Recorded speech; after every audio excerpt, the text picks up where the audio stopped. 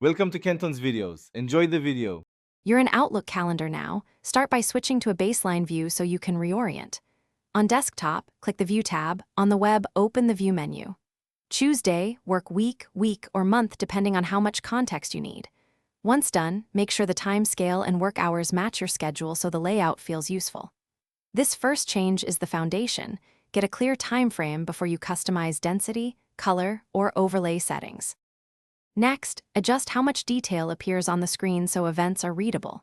Set the time scale to 15, 30, or 60 minutes to control density. Shorter scales show more lines. Toggle the reading pane and to-do bar to reduce clutter or add context, and enable week numbers if you plan by ISO weeks. If you have multiple calendars, switch between overlay and side-by-side modes so you can compare schedules. This reduces double booking and improves planning clarity. Finish by fine-tuning preferences so the view stays consistent. Open calendar options to set work hours and the first day of the week. This anchors your daily grid.